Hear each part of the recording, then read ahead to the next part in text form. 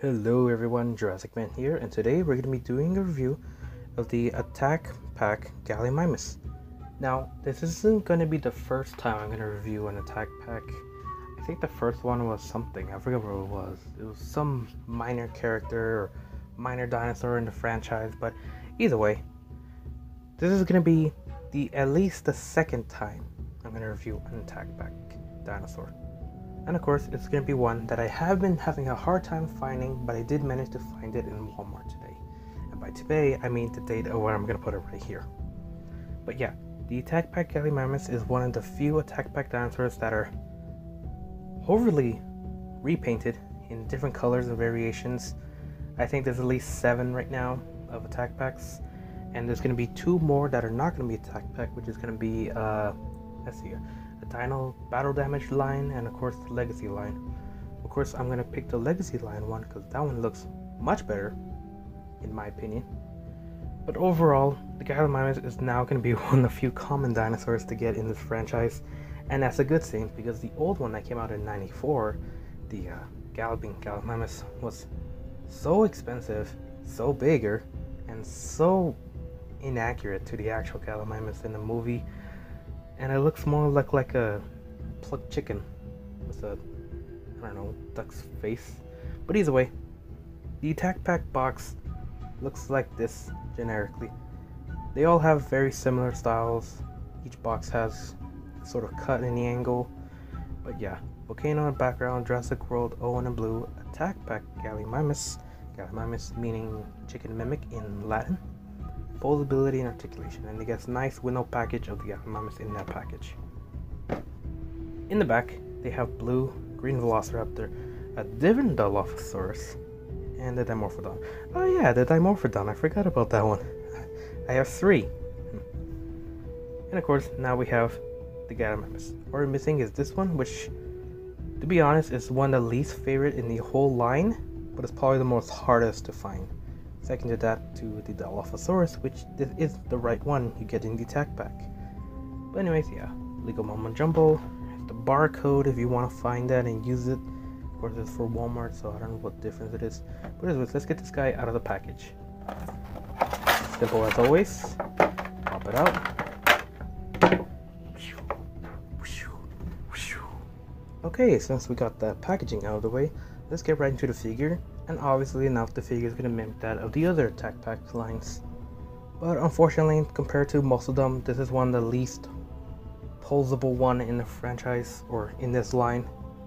Mainly because this Gallimimus is in a running pose, and the mentioned 2 other Gallimimus figures we're going to get aren't in running pose, except for one which you can put in a running pose, but that's just part of his gimmick. Anyways, just like the rest, they only have simple 5 points of articulation. If it was a carnivore or something that eats meat, it would have a jaw articulation, but other than that, it's just 5 points of articulation. Despite the look, the tail does not swivel, so there's that. Basically, you can only put it in this pose and in this pose. You can put it in basically 2 poses: running and eating, or stopping to drink, whatever you'd like to see it. Anyways, it has 5 points of articulation, which is in the neck, which can give it a drinking or eating pose, scaring out of the way pose, or a pretty neutral pose. The hands or arms are webbed in a way, so they can't really rotate that well. You can't go all the way around, but I wouldn't do that if I were you. Basically, the hands, the legs, or the hands are just mimicking that on both sides. The legs, on the other hand, have 2 different poses. One which is in a slight angle, this is bending down. And of course, the other one is in a running pose, giving this curved look to it. Making the Gallimimus looks like it's skewering away from whatever potential animal wants to make a dinner out of it. And overall, this Gallimimus is pretty okay in my opinion. Not the best one we're gonna get so far, but it's okay to have it right now. And especially if you want to get the variety pack, or the different varieties of them, so you can make your own Gallimimus herd. But I don't have $100 on me, so I can't do that. So yeah. But overall, it's a good coloration compared to all the possibly 7, I think so. 7, 8, 9, whatever. There's so many different colorations of this Gallimimus out there right now. It's possibly hard to get all at the same time. considering that most probably has been released in certain parts of the country, world, or even your store. But yeah, and details is not much to look at. It's hard to tell in the camera, but from my angle, there isn't a lot of details other than a few wrinkles and creases around the body. The tail is pretty prominent when it comes to detail, but I think the head stands out the most. The neck itself is a nice coloration, this nice beige color, and underneath it has a nice even lighter beige. Of course there's the code if you want it, but it doesn't really matter. Jurassic World logo. And the back side has this nice brown striping towards it that doesn't go the rest of the tail, which is kind of disappointing again on Mattel's book. It appears that Mattel is very good when it comes to sculpt instead of paint, something that Hasbro was doing at the time. At a time, I remember a time when Hasbro actually had much better paint compared to that to some Kenner toys, but that was back then and this is now. And of course now is, I guess, sculpt over paint, and that leaves the opportunity for many people to repaint these guys in different variations. But yeah, the Gallimimus is perfect chicken food for any of your dinosaurs in your pack. So anyways, let's get right into comparisons. Now sadly, unlike the other two that I have in the line, I do not have a Gallimimus. I'm pretty sure not many people do, but I've used this guy as a sort of baby Gallimimus, accurate baby Gallimimus in a way. And that is the Safari Ltd Coelophysis. And personally, I like this guy. He looks so much better than this one, even though they're both different species and they don't reconcile. They're both two-legged, long-legged animals that like to run very fast. I'm pretty sure the Coelophysis can probably eat this one. But yeah, Gallimimus is chicken food. This comparison goes to the 3.75-inch new figures, Alan Grant. And of course, compared to this with the actual movie screenshot, this Gallimimus is significantly smaller than the ones that you see in the movie. If anything, this more acts like a juvenile Gallimimus, possibly a few months old hatchling or something like that. But yeah, hopefully the new ones that come out, like the Battle Damage and the Legacy one, have a much better scale towards them, because this one does not look very good next to Alan Grant. Just looks like a hatchling or subadult. And like before, he is chicken food. Now here's a dinosaur that does not eat it, a Gallimimus, so probably headbutts it for fun. And that is the Battle Damage Pachycephalosaurus. Now of course, the Pachycephalosaurus is much larger in person in real life, but you know, in Jurassic Park universe, they're much smaller. So if anything, these two should have twice or switch size comparisons, basically. This guy should be smaller and this guy should be bigger compared to the Jurassic Park universe. In real life, they're both larger than the average human, and Alan Grant is 6 feet tall in real life. So what says for this guy when they both stand taller than the average human? Here we have the recently reviewed Roarvor Triceratops that just smashed the Gallimimus down. Let's get you back up. Oh, and another thing, the Gallimimus does have sometimes a hard time to stand, especially in certain surfaces, but that's nothing to worry about for some of you guys.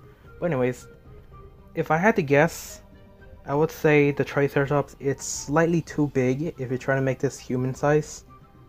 But overall, I think they scale up pretty well, because Gallimimus in real life is a real huge beast of an animal.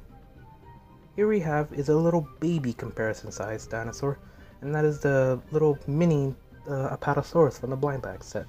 And of course, it is very adorable and it could work very well as a baby Apatosaurus next to a Gallimimus. If anything, it'll probably be more of a juvenile Apatosaurus than a baby Apatosaurus, but it works well in my book. And here's a comparison of the Mattel Chomping T-Rex, right?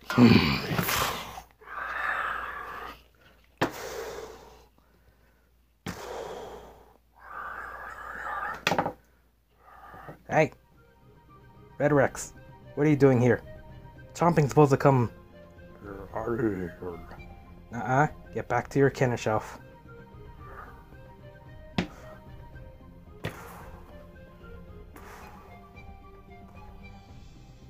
Darn Kennersaurus Rexes.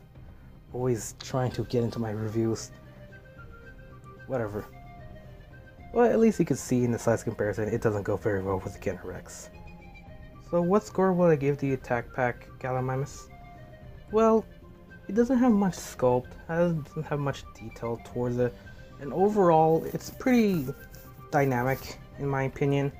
Possibly reminiscent those of the last Jurassic World line, but they ain't had a Gallimimus, and this guy in Mattel is gonna have at least 2 more to come out later soon. So overall, I would give the Gallimimus a 3.5 out of 5. Personally, it's very good for, making good prey item, and works better than the Struthiomimus than the Gallimimus. But yeah, this guy retails at least around $7 or $8 in certain stores, so if I were you and you want to collect as many as you can, try to collect as much as you can. Because that's probably going to be like, what, $25, $26, $27 for, certain groups of people who wants to have a whole pack of Gallimimus, and there's plenty out there to get. So, yeah. So, hope you guys like this review. Remember to like, comment, and subscribe. And see you guys in next Jurassic June. What the? Barry, what are you doing? Barry, get away from the Gallimimus. You eat fish, not dinosaurs. Fossil evidence doesn't show that I eat iguanodons, so...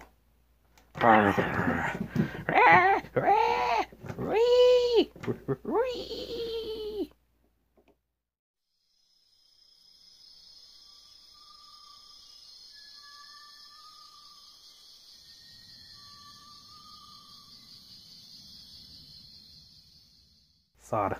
Very, very sod.